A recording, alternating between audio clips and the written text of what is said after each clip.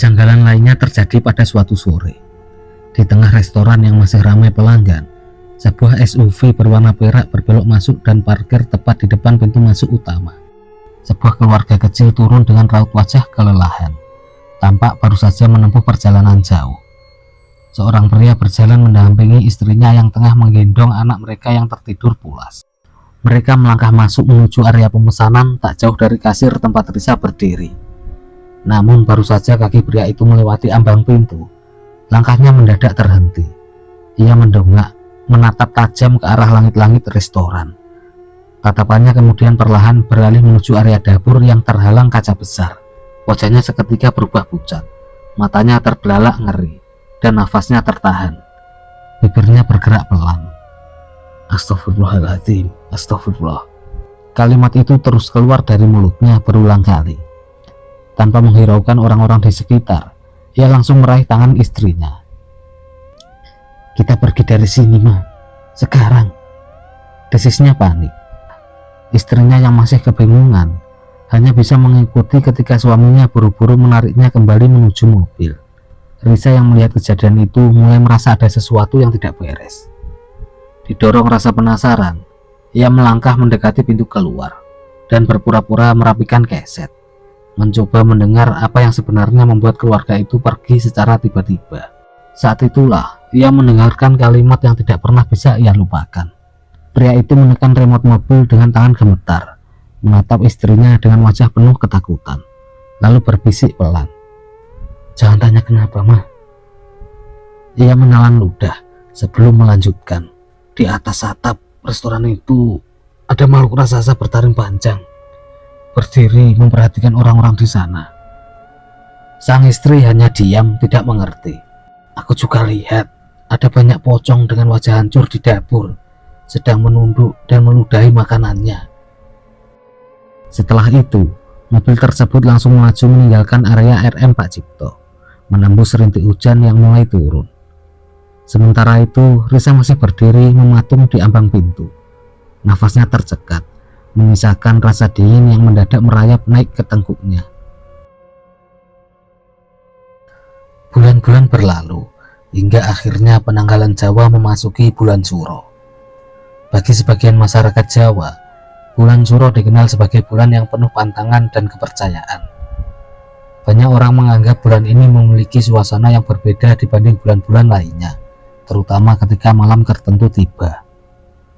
Pada malam Jumat Kliwon di minggu pertama bulan Suro, hujan besar mengguyur jalur Pantura. Langit gelap sejak sore, suara petir terus terdengar, dan air hujan turun begitu deras hingga banyak kendaraan memilih berhenti sejenak. Saat itu, RM Pak Cipto justru sedang berada dalam kondisi paling ramai. Banyak pelanggan datang untuk berteduh. Meja-meja penuh, suara pesanan terdengar dari berbagai arah, dan para karyawan bergerak tanpa henti seperti biasanya. Sampai tiba-tiba, lampu restoran padam. Dalam sekejap, seluruh ruangan tenggelam dalam kegelapan. Suara kaget pelanggan terdengar bersahutan. Beberapa orang berteriak, beberapa anak mulai menangis, dan dari arah meja makan terdengar suara piring serta gelas pecah berjatuhan. Namun, kepanikan karena mati lampu ternyata bukanlah hal terburuk malam itu. Beberapa saat kemudian, dari arah dapur terdengar jeritan seseorang pelayan perempuan. Suara itu begitu keras hingga seluruh restoran mendadak terdiam. Ketika lampu darurat akhirnya menyala dengan cahaya redup, semua orang melihat sesuatu yang membuat suasana berubah seketika. Pelayan perempuan itu berdiri di atas meja kerja dapur. Tubuhnya bergerak aneh, tangannya berayun tanpa arah. Kepalanya bergerak seperti mengikuti sesuatu yang tidak terlihat oleh orang lain. Matanya terbuka lebar dengan tatapan kosong. Beberapa karyawan mencoba mendekat untuk menenangkannya. Tetapi sebelum mereka berhasil, suara tawa tiba-tiba terdengar dari arah meja nomor 7. Seorang pelayan lain mulai tertawa. Suaranya terdengar berat dan asing, jauh berbeda dari suara aslinya, seolah ada suara orang lain yang keluar dari tubuhnya. Dalam hitungan menit, suasana restoran berubah kacau. Seorang koki di bagian penggorengan mendadak menangis histeris. Ia berteriak sambil memegang wajahnya sendiri, mencakar kulitnya hingga terluka, tanpa memperdulikan orang-orang di sekitarnya. Risa hanya bisa berdiri di balik meja kasir, menyaksikan semua itu dengan tubuh yang membeku. Dalam hitungan menit, suasana RM Pak Cipto berubah mencekam. Puluhan karyawan mengalami kesurupan massal. Mereka berteriak, meronta, dan bertingkah di luar kendali. Area dapur yang biasanya dipenuhi aktivitas memasak berubah menjadi tempat penuh kepanikan.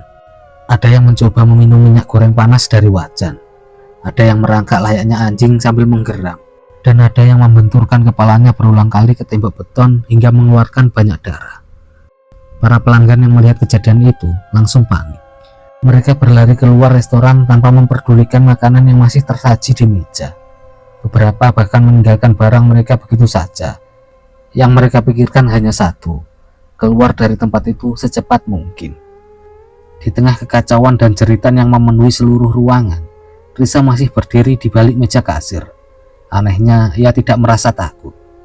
Yang ia rasakan justru sebuah kehampaan yang sulit dijelaskan.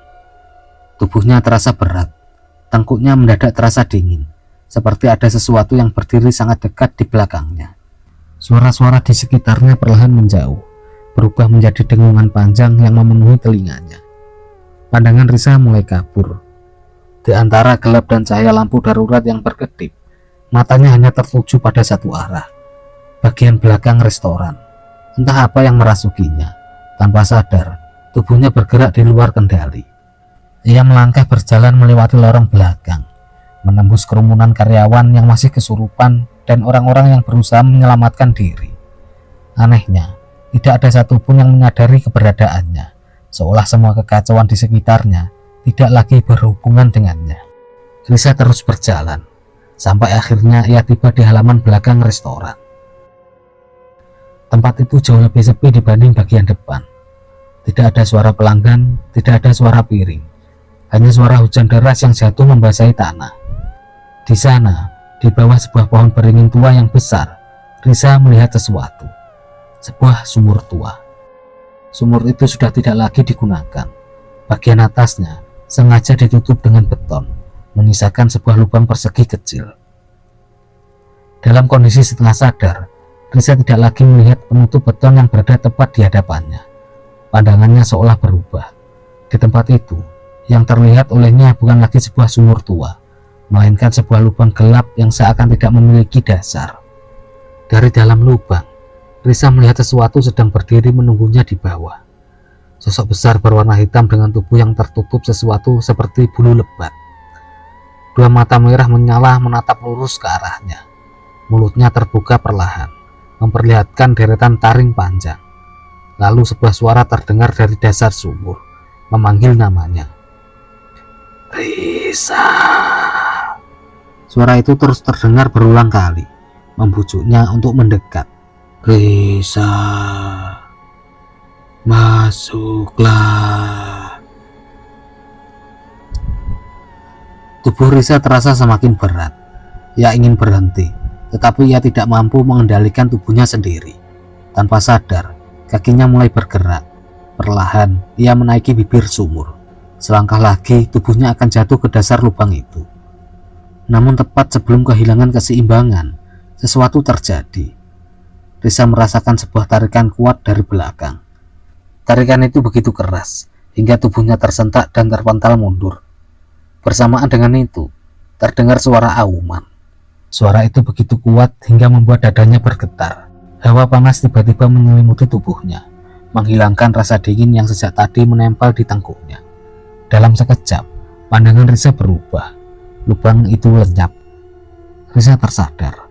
Ia terjatuh di tanah berlumpur dengan napas tersengal.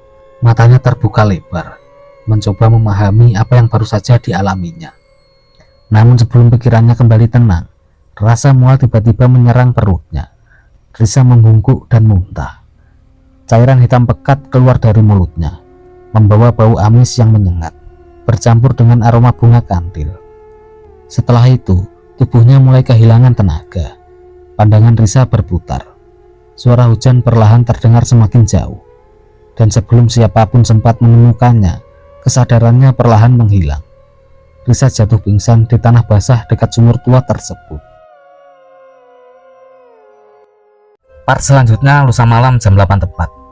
Tidak subscribe plus lonceng mati, kamu pasti ketinggalan bagian paling mengerikan.